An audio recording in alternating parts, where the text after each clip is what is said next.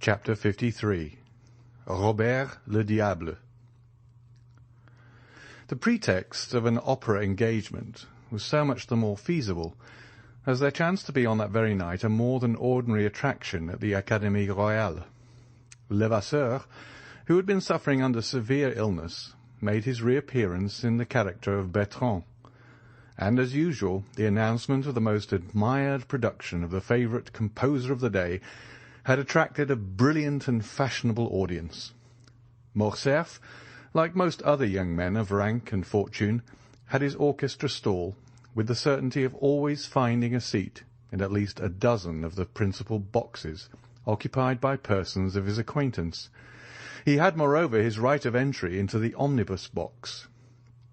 Chateau Renaud rented a stall beside his own, while Beauchamp, as a journalist, had unlimited range all over the theatre. It happened that on this particular night the minister's box was placed at the disposal of Lucien Debray, who offered it to the Comte de Morcerf, who again, upon his mother's rejection of it, sent it to Danglar, with an intimation that he should probably do himself the honour of joining the baroness and her daughter during the evening, in the event of their accepting the box in question. The ladies received the offer with too much pleasure to dream of a refusal. To no class of persons is the presentation of a gratuitous opera box more acceptable than to the wealthy millionaire who still hugs economy while boasting of carrying a king's ransom in his waistcoat pocket. Danglars had, however, protested against showing himself in a ministerial box, declaring that his political principles and his parliamentary position as member of the opposition party would not permit him so to commit himself. The baroness had, therefore, dispatched a note to Lucien Debray, bidding him call for them, it being wholly impossible for her to go alone with Eugénie to the opera.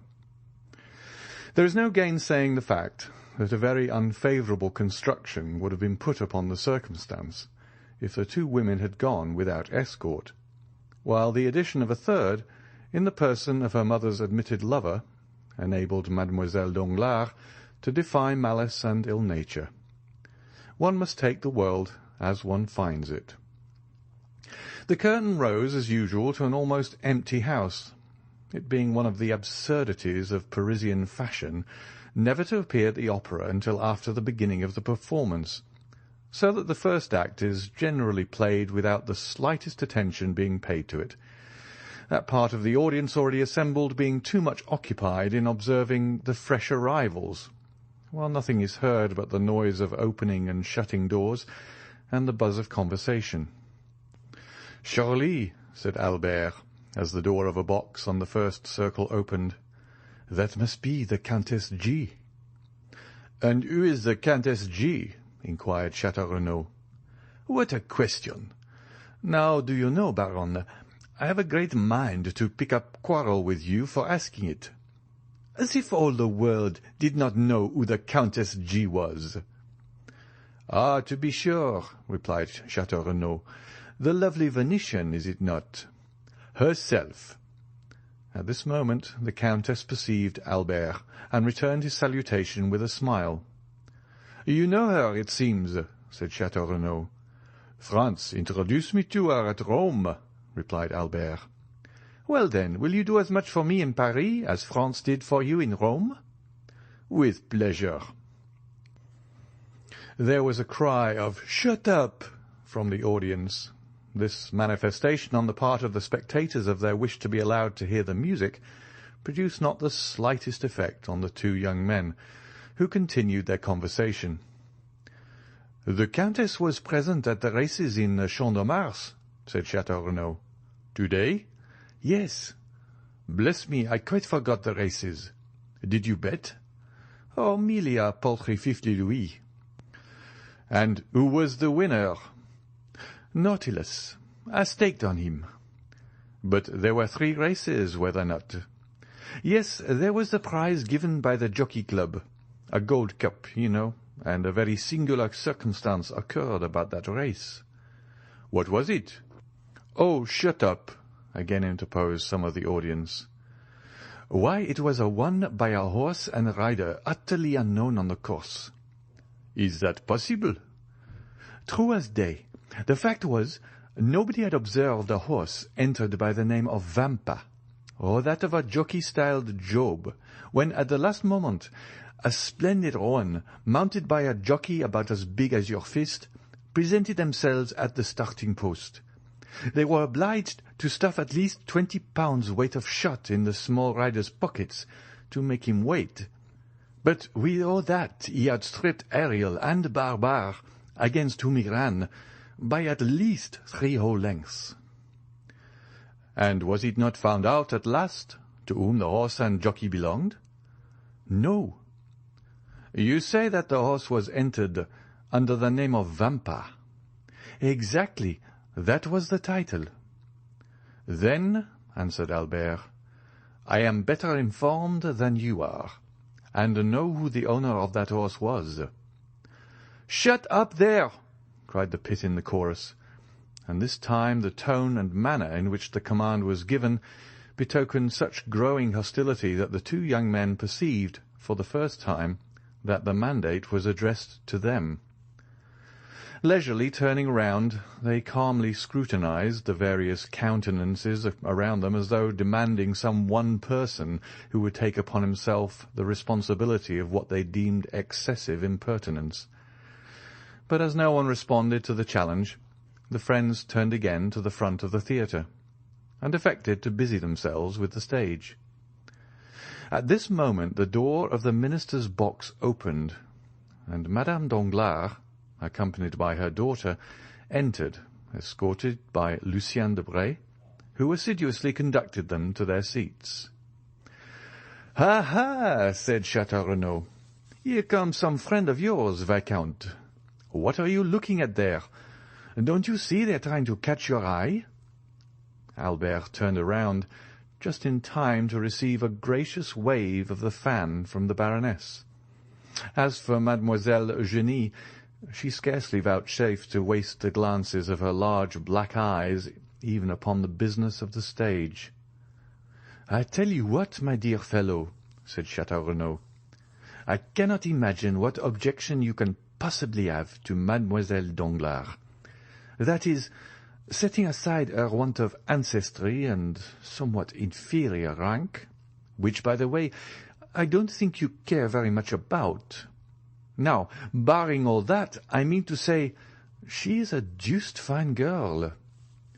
"Handsome, certainly," replied Albert, "but not to my taste, which, I confess, inclines to something softer, gentler, and more feminine." "Ah, well," exclaimed Château Renaud, who, because he had seen his 30th summer, fancied himself duly warranted in assuming a sort of paternal air with his more youthful friend. "You young people are never satisfied. Why, what would you have more? Your parents have chosen you a bride built on the model of Diana, the huntress, and yet you are not content." "No, for that very resemblance affrights me. I should have liked something more in the manner of the Venus of Milo or Capua. But this chase-loving Diana, continually surrounded by her nymphs, gives me a sort of alarm lest she should some day bring on me the fate of Actaeon." And indeed it required but one glance at Mademoiselle Danglars to comprehend the justness of Morcerf's remark. She was beautiful, but her beauty was of too marked and decided a character to please a fastidious taste. Her hair was raven black, but its natural waves seemed somewhat rebellious. Her eyes, of the same colour as her hair, were surmounted by well-arched brows, whose great defect, however, consisted in an almost habitual frown, while her whole physiognomy wore that expression of firmness and decision so little in accordance with the gentler attributes of her sex. Her nose was precisely what a sculptor would have chosen for a chiselled Juno. Her mouth, which might have been found fault with as too large, displayed teeth of pearly whiteness, rendered still more conspicuous by the brilliant carmine of her lips, contrasting vividly with her naturally pale complexion.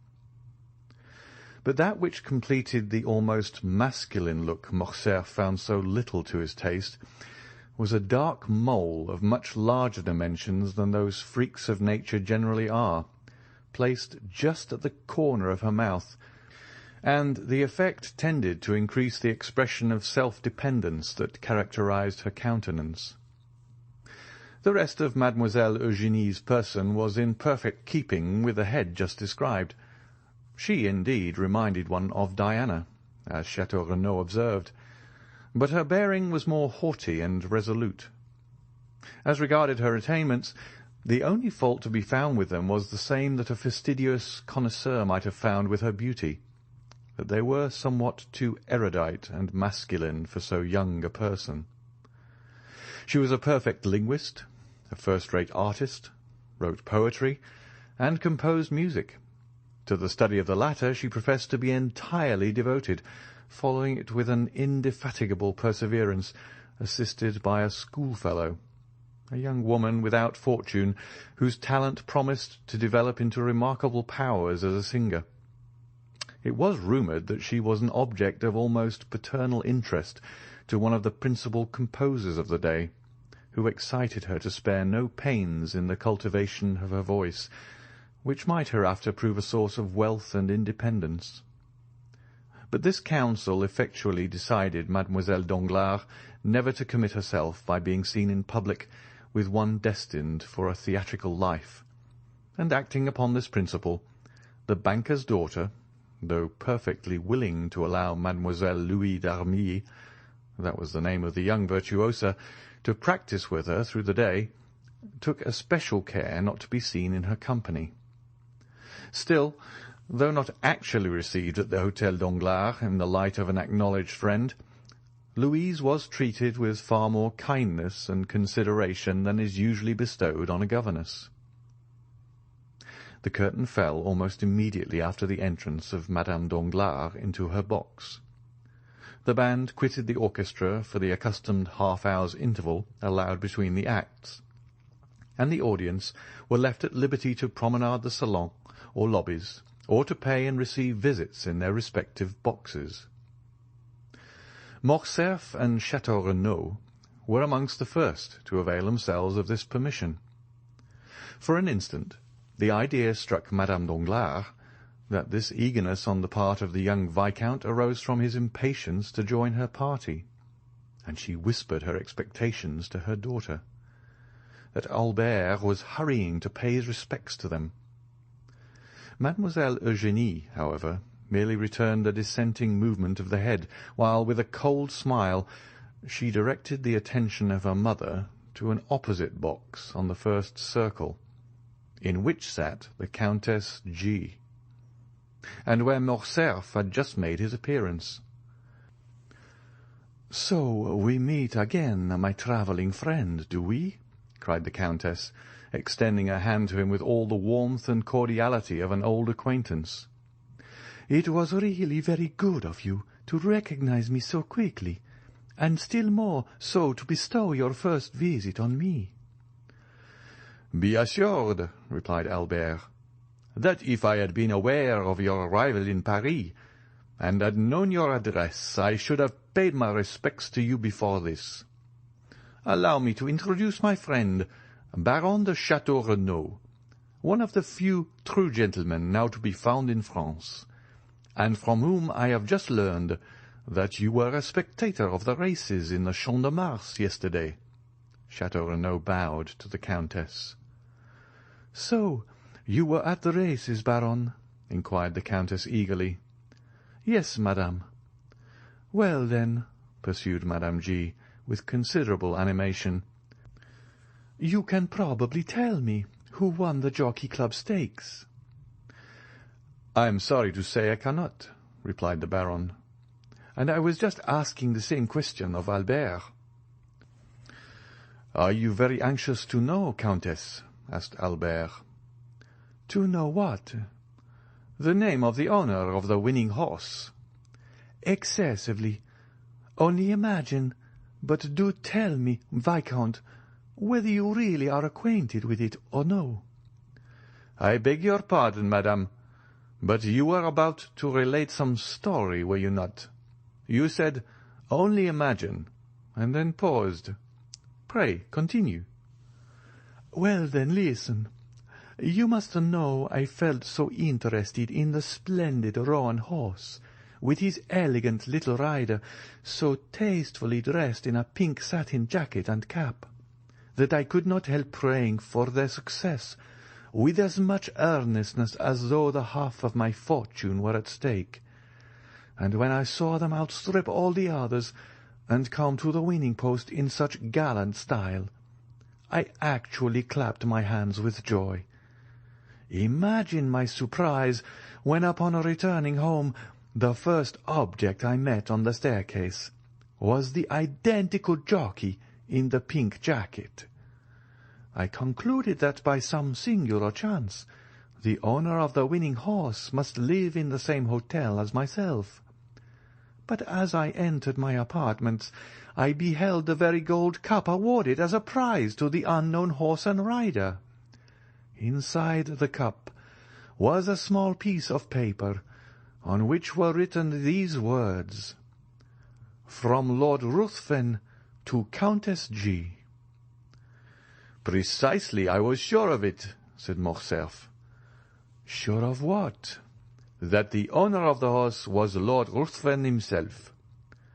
"What Lord Ruthven do you mean?" "Why, our Lord Ruthven, the vampire of the Sal Argentino." "Is it possible?" exclaimed the Countess. "Is he here in Paris?" "To be sure. Why not?" "And you visit him, meet him at your own house and elsewhere?" "I assure you he is most intimate friend, and Monsieur de Chateau Renaud has also the honour of his acquaintance." "But why are you so sure of his being the winner of the Jockey Club prize?" "Was not the winning horse entered by the name of Vampa?" "What of that?" "Why, do you not recollect the name of the celebrated bandit by whom I was made a prisoner?" "Oh, yes." "And from whose hands the Count extricated me in so wonderful a manner?" "To be sure, I remember it all now." "He called himself Vampa.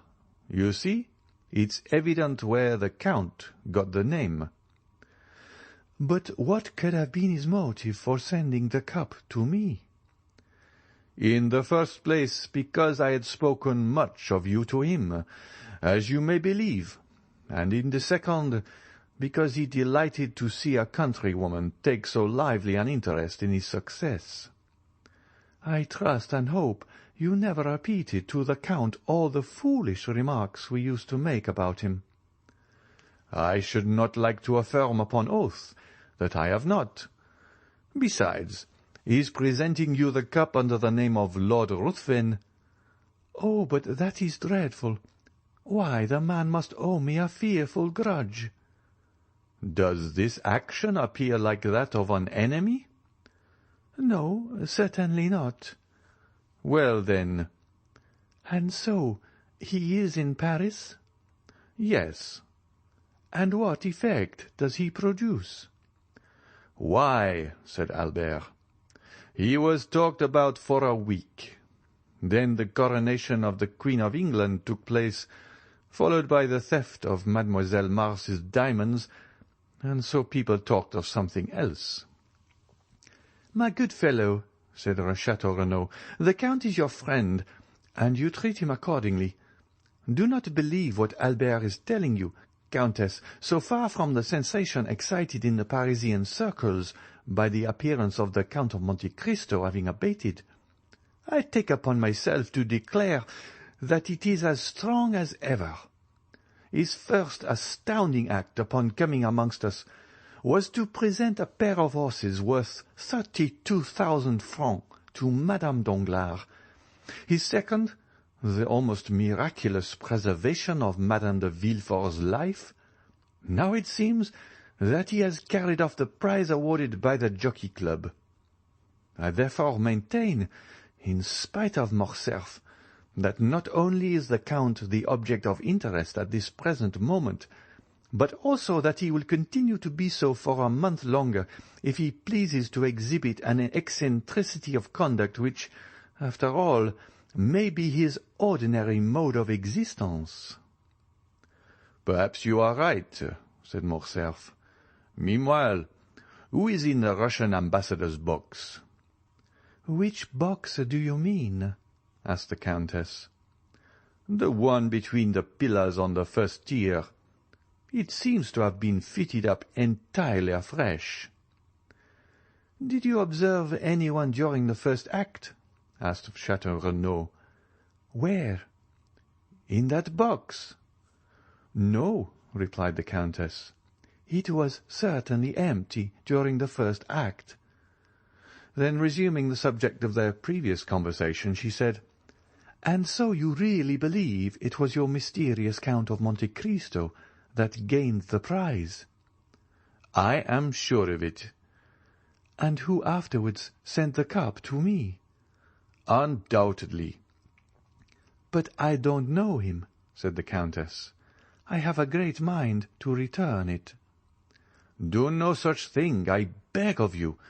He would only send you another, formed of a magnificent sapphire, or hollowed out of a gigantic ruby. It is his way, and you must take him as you find him." At this moment the bell rang to announce the drawing up of the curtain for the second act. Albert rose to return to his place. "Shall I see you again?" asked the Countess. "At the end of the next act, with your permission, I will come and inquire whether there is anything I can do for you in Paris." "Pray take notice," said the Countess, "that my present residence is 22 Rue de Rivoli, and that I am at home to my friends every Saturday evening. So now you are both forewarned." The young men bowed and quitted the box. Upon reaching their stalls, they found the whole of the audience in the parterre standing up and directing their gaze toward the box formerly possessed by the Russian ambassador. A man of from 35 to 40 years of age, dressed in deep black, had just entered, accompanied by a young woman dressed after the Eastern style. The lady was surpassingly beautiful, while the rich magnificence of her attire drew all eyes upon her. "Hullo," said Albert. "It is Monte Cristo and his Greek." The strangers were indeed no other than the Count and Haydée. In a few moments the young girl had attracted the attention of the whole house, and even the occupants of the boxes leaned forward to scrutinize her magnificent diamonds.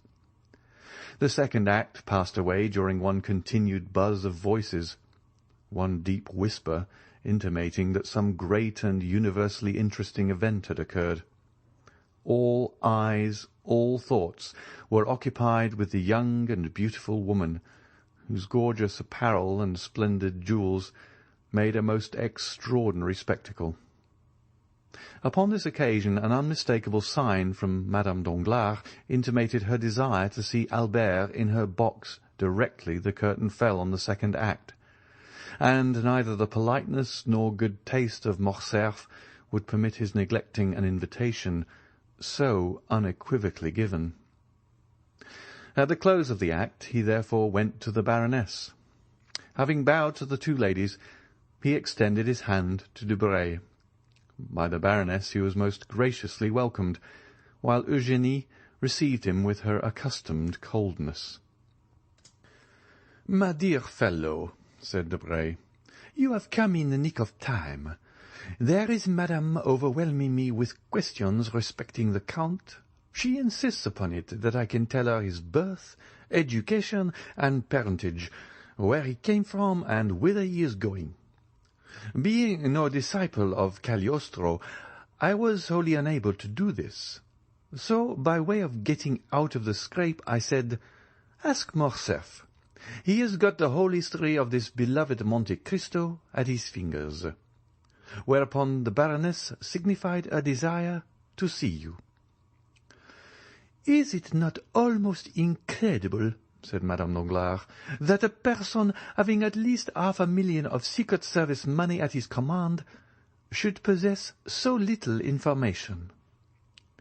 "Let me assure you, madame," said Lucien, "that had I really the sum you mention at my disposal, I would employ it more profitably than in troubling myself to obtain particular respecting the Count of Monte Cristo, whose only merit in my eyes consists in his being twice as rich as a nabob. However, I have turned the business over to Morcerf, so pray settle it with him as may be most agreeable to you. For my own part, I care nothing about the Count or his mysterious doings." "I am very sure no nabob would have sent me a pair of horses worth 32,000 francs, wearing on their heads 4 diamonds valued at 5,000 francs each." "He seems to have a mania for diamonds," said Morcerf, smiling, "and I verily believe that, like Potemkin, he keeps his pockets filled for the sake of strewing them along the road, as Tom Thumb did his flintstones." "Perhaps he has discovered some mine," said Madame Danglars.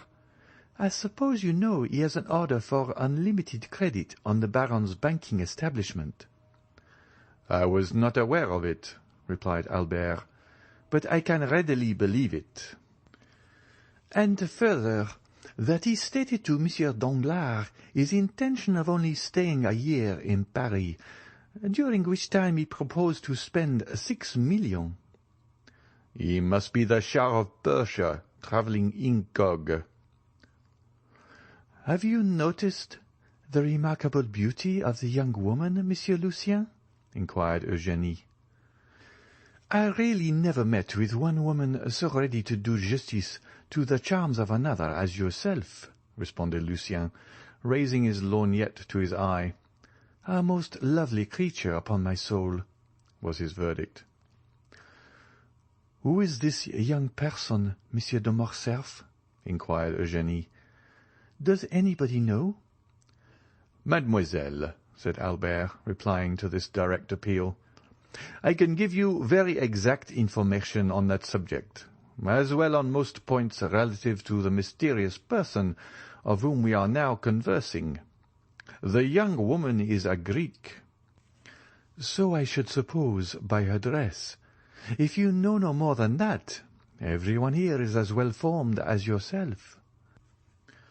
"I am extremely sorry you find me so ignorant a cicerone," replied Morcerf, "but I am reluctantly obliged to confess I have nothing further to communicate. Yes, stay, I do know one thing more, namely, that she is a musician, for one day when I chanced to be breakfasting with the Count, I heard the sound of a guzla. It is impossible that it could have been touched by any other finger than her own." "Then your Count entertains visitors, does he?" asked Madame Danglars. "Indeed he does, and in a most lavish manner, I can assure you." "I must try and persuade Monsieur Danglars to invite him to a ball or dinner, or something of the sort, that he may be compelled to ask us in return." "What?" said Debray, laughing. "Do you really mean you would go to his house?" "Why not? My husband could accompany me." "But do you know this mysterious Count is a bachelor?" "You have ample proof to the contrary, if you look opposite," said the baroness, as she laughingly pointed to the beautiful Greek. "No, no," exclaimed Debray. "That girl is not his wife. He told us himself she was his slave. Do you not recollect, Morcerf, his telling us so at your breakfast?" "Well, then," said the baroness, "if slave she be, she has all the air and manner of a princess." "Of the Arabian Nights?" "If you like. But tell me, my dear Lucien, what it is that constitutes a princess.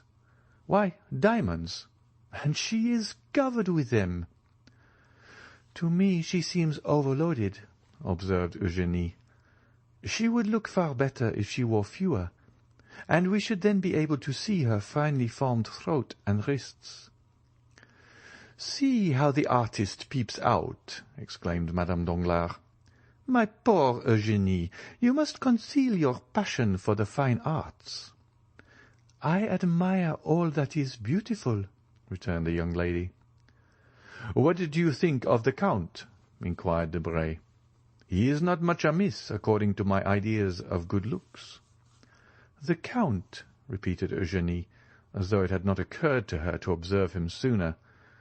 "The Count! Oh, he is so dreadfully pale." "I quite agree with you," said Morcerf. "And the secret of that very pallor is what we want to find out. The Countess G. insists upon it that he is a vampire." "Then the Countess G. has returned to Paris, has she?" inquired the Baroness. "Is that she, mamma?" asked Eugénie, "almost opposite to us, with that profusion of beautiful light hair?" "Yes," said Madame Danglars, "that is she. Shall I tell you what you ought to do, Morcerf?" "Command me, madame." "Well, then, you should go and bring your Count of Monte Cristo to us." "What for?" asked Eugénie. "What for? Why, to converse with him, of course. Have you really no desire to meet him?" "None whatever," replied Eugénie. "Strange child," murmured the Baroness. "He will very probably come of his own accord," said Morcerf. "There, do you see, madame? He recognizes you, and bows." The Baroness returned the salute in the most smiling and graceful manner. "Well," said Morcerf, "I may as well be magnanimous, and tear myself away to forward your wishes. Adieu. I will go and try if there are any means of speaking to him." "Go straight to his box. That will be the simplest plan." "But I have never been presented." "Presented to whom?" "To the beautiful Greek." "You say she is only a slave." "While you assert that she is a queen, or at least a princess. No, I hope that when he sees me leave you, he will come out." "That is possible. Go." "I am going," said Albert, as he made his parting bow. Just as he was passing the Count's box, the door opened, and Monte Cristo came forth. After giving some directions to Ali, who stood in the lobby, the Count took Albert's arm, carefully closing the box door. Ali placed himself before it, while a crowd of spectators assembled around the Nubian. "Upon my word," said Monte Cristo, "Paris is a strange city, and the Parisians are a very singular people. See that cluster of persons collected around poor Ali, who is as much astonished as themselves. Really, one might suppose he was the only Nubian they have ever beheld. Now I can promise you that a Frenchman might show himself in public, either in Tunis, Constantinople, Bagdad, or Cairo, without being treated in that way." "That shows that the Eastern nations have too much good sense to waste their time and attention on objects undeserving of either. However, as far as Ali is concerned, I can assure you, the interest he excites is merely from the circumstance of his being your attendant, you, who are at this moment the most celebrated and fashionable person in Paris." "Really? And what has procured me so flattering a distinction?" "What? Why, yourself, to be sure. You give away horses worth 1,000 louis. You save the lives of ladies of high rank and beauty. Under the name of Major Brack you run thoroughbreds ridden by tiny urchins not larger than marmot. Then, when you have carried off the golden trophy of victory, instead of setting any value on it, you give it to the first handsome woman you think of." "And who has filled your head with all this nonsense?" "Why, in the first place, I heard it from Madame Danglars, who, by the by, is dying to see you in her box." "Or to have you seen there by others. Secondly, I learned it from Beauchamp's journal, and thirdly, from my own imagination. Why, if you sought concealment, did you call your horse Vampa? That was an oversight, certainly, replied the Count. But tell me, does the Count of Morcerf never visit the opera? I've been looking for him, but without success. He will be here tonight. In what part of the house? In the baroness's box, I believe. That charming young woman with her, is that her daughter? Yes. I congratulate you. Morcerf smiled. We will discuss that subject at length some future time, said he. But what do you think of the music? What music? Why, the music you have been listening to. Oh, it is well enough as the production of a human composer, sung by featherless bipeds, to quote the late Diogenes. From which it would seem, my dear Count, that you can at pleasure enjoy the seraphic strains that proceed from the 7 choirs of Paradise. You are right in some degree. When I wish to listen to sounds more exquisitely attuned to melody than mortal ear ever yet listened to, I go to sleep. Then sleep here, my dear Count. The conditions are favourable. What else was opera invented for? No, thank you. Your orchestra is too noisy. To sleep after the manner I speak of, absolute calm and silence are necessary, and then a certain preparation. I know, the famous hashish. Precisely. So, my dear Viscount, whenever you wish to be regaled with music, come and sup with me. I have already enjoyed that treat when breakfasting with you, said Morcerf. Do you mean at Rome? I do. Ah, then I suppose you heard Haydée's guzla. The poor exile frequently beguiles a weary hour in playing over to me the airs of her native land. Morcerf did not pursue the subject, and Monte Cristo himself fell into a silent reverie. The bell rang at this moment for the rising of the curtain. "You will excuse me leaving you," said the Count, turning in the direction of his box. "What, are you going?" "Pray say everything that is kind to Countess G., on the part of her friend the vampire." "And what message shall I convey to the baroness?" "That with her permission I shall do myself the honour of paying my respects in the course of the evening." The third act had begun, and during its progress the Count of Morcerf, according to his promise, made his appearance in the box of Madame Danglars.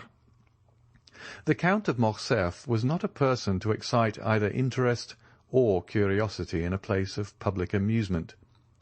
His presence, therefore, was wholly unnoticed, save by the occupants of the box in which he had just seated himself. The quick eye of Monte Cristo, however, marked his coming, and a slight though meaningful smile passed over his lips. Haydée, whose soul seemed centred in the business of the stage, like all unsophisticated natures, delighted in whatever addressed itself to the eye or ear. The third act passed off as usual. Mesdemoiselles Noblet, Joulet, and Leroux executed the customary pirouette. Robert duly challenged the Prince of Granada, and the royal father of the Princess Isabella, taking his daughter by the hand, swept round the stage with majestic strides, the better to display the rich folds of his velvet robe and mantle. After which the curtain again fell, and the spectators poured forth from the theatre into the lobbies and salons. The Count left his box, and a moment later was saluting the Baron Danglars, who could not restrain a cry of mingled pleasure and surprise. "You are welcome, Count," she exclaimed as he entered. "I have been most anxious to see you, that I might repeat orally the thanks writing can so ill express." "Surely so trifling a circumstance cannot deserve a place in your remembrance. Believe me, madam, I had entirely forgotten it." "But it is not so easy to forget, monsieur, that the very next day after your princely gift you saved the life of my dear friend Madame de Villefort, which was endangered by the very animals your generosity restored to me. This time, at least, I do not deserve your thanks. It was Ali, my Nubian slave, who rendered this service to Madame de Villefort." "Was it Ali," asked the Count of Morcerf, "who rescued my son from the hands of bandits?" "No, Count," replied Monte Cristo, taking the hand held out to him by the general. "In this instance I may fairly and freely accept your thanks. But you have already tendered them and fully discharged your debt, if indeed there existed one, and I feel almost mortified to find you still reverting to the subject. May I beg of you, baroness, to honour me with an introduction to your daughter?" "Oh, you are no stranger, at least not by name," replied Madame Danglars, "and the last 2 or 3 days we have really talked of nothing but you. Eugénie," continued the baroness, turning towards her daughter, "this is the Count of Monte Cristo." The count bowed, while Mademoiselle Danglars bent her head slightly. "You have a charming young person with you to-night, Count," said Eugénie. "Is she your daughter?" "No, mademoiselle," said Monte Cristo, astonished at the coolness and freedom of the question. "She is a poor unfortunate Greek, left under my care." "And what is her name?" "Haydée," replied Monte Cristo. "A Greek?" murmured the Count of Morcerf. "Yes, indeed, Count," said Madame Danglars. "And tell me, did you ever see at the court of Ali Tepelini, whom you so gloriously and valiantly served, a more exquisite beauty or richer costume?" "Did I hear rightly, monsieur," said Monte Cristo, "that you served at Yanina?" "I was Inspector General of the Pasha's troops," replied Morcerf, "and it is no secret that I owe my fortune, such as it is, to the liberality of the illustrious Albanese chief." "But look!" exclaimed Madame Danglars. "Where?" stammered Morcerf. "There," said Monte Cristo, placing his arms around the count and leaning with him over the front of the box, just as Haydée, whose eyes were occupied in examining the theatre in search of her guardian, perceived his pale features close to Morcerf's face. It was as if the young girl beheld the head of Medusa. She bent forwards as though to assure herself of the reality of what she saw, then, uttering a faint cry, threw herself back in her seat. The sound was heard by the people about Ali, who instantly opened the box door. "Why, Count," exclaimed Eugénie, "what has happened to your ward? She seems to have been taken suddenly ill." "Very probably," answered the count. "But do not be alarmed on her account.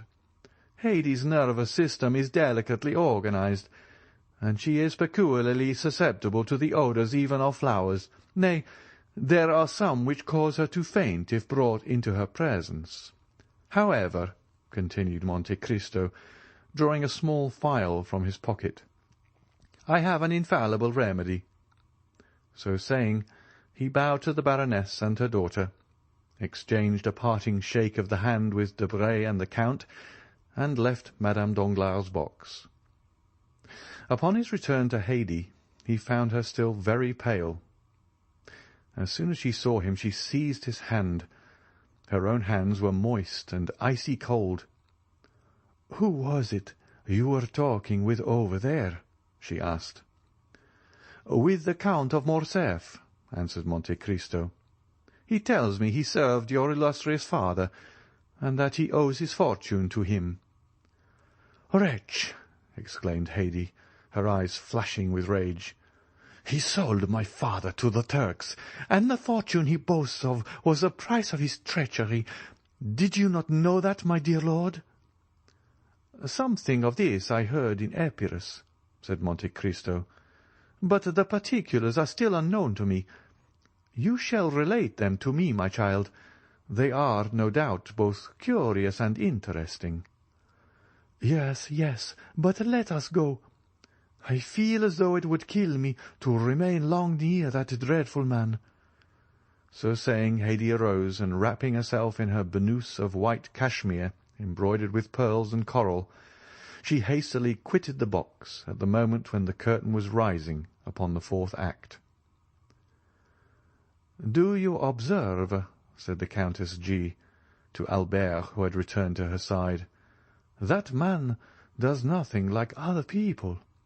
He listens most devoutly to the third act of Robert le Diable, and when the fourth begins, takes his departure." End of chapter 53.